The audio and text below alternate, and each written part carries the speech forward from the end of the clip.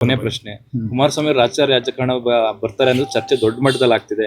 ಕಾಂಗ್ರೆಸ್ ಅವರು ಇದನ್ನ ತುಂಬಾ ಮಟ್ಟದಲ್ಲಿ ಭಯದಿಂದ ಟೀಕೆ ಮಾಡ್ತಿದ್ದಾರೆ. ಯಾಕೆ ಟೀಕೆ ಮಾಡ್ತಿದ್ದಾರೆ ಗೊತ್ತಿಲ್ಲ. ಕುಮಾರಸ್ವಾಮಿ 28ಕ್ಕೆ ರಾಜ್ಯ ರಾಜಕಾರಣಕ್ಕೆ ಬರ್ತಾರೆ. ಇವತ್ತು ಸಂಕ್ರಾಂತಿ ಹಬ್ಬ, ಅದಕ್ಕೆ ಕೇಳ್ತಾ ಇಲ್ಲ. ನಾನು ರಾಜಕಾರಣದಲ್ಲಿ ಇದ್ದೇನೆ. ನಾನು ಎಲ್ಲಿರಬೇಕು ಅಂತಕ್ಕಂಥದ್ದನ್ನ ತೀರ್ಮಾನ ಮಾಡೋರು ರಾಜ್ಯದ ಜನತೆ. ಇವತ್ತು ಮೈತ್ರಿಯ ಒಂದು ಒಪ್ಪಂದ ನಾವೇನು ಮಾಡ್ಕೊಂಡಿದ್ದೇವೆ.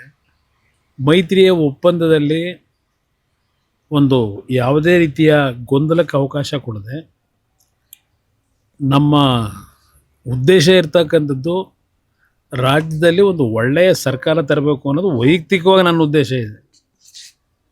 ನನ್ನ ವೈಯಕ್ತಿಕವಾದ ಉದ್ದೇಶ. ಇವತ್ತು ರಾಜ್ಯದ ಆಡಳಿತ ಯಾವ ರೀತಿ ನಡೀತಾ ಇದೆ ಹಲವಾರು ವರ್ಷಗಳಿಂದ ನಾನು ಗಮನಿಸ್ತಾ ಇದ್ದೇನೆ. ಒಂದು ಒಳ್ಳೆಯ ಸರ್ಕಾರ ತಂದು ಜನತೆ ನೆಮ್ಮದಿಯಿಂದ ಇರಬೇಕು.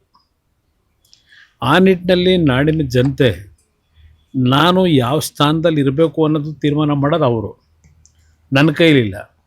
ಆದರೆ ರಾಜ್ಯದ ರಾಜಕಾರಣದಿಂದ ನಾನು ದೂರ ಸರಿತೀನಿ ಅಂತಕ್ಕಂಥದ್ದು ಯಾರಾದರೂ ತಿಳ್ಕೊಂಡಿದ್ರೆ ದೂರ ಸರಿಯತಕ್ಕಂಥ ಪ್ರಶ್ನೆ ಇಲ್ಲ.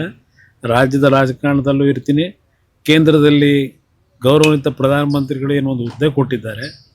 ಆ ಎರಡು ಇಲಾಖೆಯಲ್ಲಿ ದೇಶದಲ್ಲಿ ಪ್ರಾಮಾಣಿಕವಾಗಿ ನನ್ನ ಕೈಲಿದ್ದ ಮಟ್ಟಿಗೆ ಎರಡು ಇಲಾಖೆಯಿಂದ ಒಳ್ಳೆಯ ಉತ್ತಮವಂಥ ಕೆಲಸಗಳನ್ನು ಮಾಡಲಿಕ್ಕೆ ಈಗಾಗಲೇ ಒಂದು ಫೌಂಡೇಶನ್ ಏನು ಹಾಕಿದ್ದೇನೆ.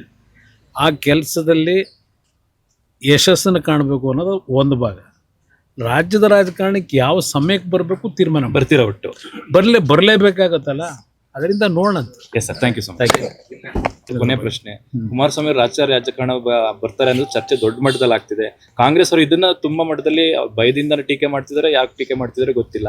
ಕುಮಾರಸ್ವಾಮಿ 28ಕ್ಕೆ ರಾಜ್ಯ ರಾಜಕಾರಣಕ್ಕೆ ಬರ್ತಾರೆ. ಇವತ್ತು ಸಂಕ್ರಾಂತಿ ಹಬ್ಬ, ಅದಕ್ಕೆ ಕೇಳ್ತಾ ಇಲ್ಲ. ನಾನು ರಾಜಕಾರಣದಲ್ಲಿ ಇದ್ದೇನೆ. ನಾನು ಎಲ್ಲಿರಬೇಕು ಅಂತಕ್ಕಂಥದ್ದನ್ನ ತೀರ್ಮಾನ ಮಾಡೋರು ರಾಜ್ಯದ ಜನತೆ. ಇವತ್ತು ಮೈತ್ರಿಯ ಒಂದು ಒಪ್ಪಂದ ನಾವೇನು ಮಾಡ್ಕೊಂಡಿದ್ದೇವೆ. ಮೈತ್ರಿಯ ಒಪ್ಪಂದದಲ್ಲಿ ಒಂದು ಯಾವುದೇ ರೀತಿಯ ಗೊಂದಲಕ್ಕೆ ಅವಕಾಶ ಕೊಡದೆ ನಮ್ಮ ಉದ್ದೇಶ ಇರ್ತಕ್ಕಂಥದ್ದು ರಾಜ್ಯದಲ್ಲಿ ಒಂದು ಒಳ್ಳೆಯ ಸರ್ಕಾರ ತರಬೇಕು ಅನ್ನೋದು ವೈಯಕ್ತಿಕವಾಗಿ ನನ್ನ ಉದ್ದೇಶ ಇದೆ. ನನ್ನ ವೈಯಕ್ತಿಕವಾದ ಉದ್ದೇಶ. ಇವತ್ತು ರಾಜ್ಯದ ಆಡಳಿತ ಯಾವ ರೀತಿ ನಡೀತಾ ಇದೆ ಹಲವಾರು ವರ್ಷಗಳಿಂದ ನಾನು ಗಮನಿಸ್ತಾ ಇದ್ದೇನೆ. ಒಂದು ಒಳ್ಳೆಯ ಸರ್ಕಾರ ತಂದು ಜನತೆ ನೆಮ್ಮದಿಯಿಂದ ಇರಬೇಕು.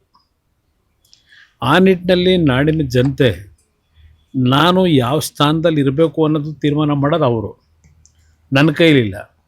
ಆದರೆ ರಾಜ್ಯದ ರಾಜಕಾರಣದಿಂದ ನಾನು ದೂರ ಸರಿತೀನಿ ಅಂತಕ್ಕಂಥದ್ದು ಯಾರಾದರೂ ತಿಳ್ಕೊಂಡಿದ್ರೆ ದೂರ ಸರಿಯತಕ್ಕಂಥ ಪ್ರಶ್ನೆ ಇಲ್ಲ. ರಾಜ್ಯದ ರಾಜಕಾರಣದಲ್ಲೂ ಇರ್ತೀನಿ. ಕೇಂದ್ರದಲ್ಲಿ ಗೌರವಾನ್ವಿತ ಪ್ರಧಾನಮಂತ್ರಿಗಳು ಏನೋ ಒಂದು ಹುದ್ದೆ ಕೊಟ್ಟಿದ್ದಾರೆ. ಆ ಎರಡು ಇಲಾಖೆಯಲ್ಲಿ ದೇಶದಲ್ಲಿ ಪ್ರಾಮಾಣಿಕವಾಗಿ ನನ್ನ ಕೈಲಿದ್ದ ಮಟ್ಟಿಗೆ ಎರಡು ಇಲಾಖೆಯಿಂದ ಒಳ್ಳೆಯ ಉತ್ತಮವಂಥ ಕೆಲಸಗಳನ್ನು ಮಾಡಲಿಕ್ಕೆ ಈಗಾಗಲೇ ಒಂದು ಫೌಂಡೇಶನ್ ಏನು ಹಾಕಿದ್ದೇನೆ. ಆ ಕೆಲಸದಲ್ಲಿ ಯಶಸ್ಸನ್ನು ಕಾಣಬೇಕು ಅನ್ನೋದು ಒಂದು ಭಾಗ. ರಾಜ್ಯದ ರಾಜಕಾರಣಕ್ಕೆ ಯಾವ ಸಮಯಕ್ಕೆ ಬರಬೇಕು ತೀರ್ಮಾನ ಬರ್ತೀರಾ ಒಟ್ಟು ಬರಲೇಬೇಕಾಗತ್ತಲ್ಲ.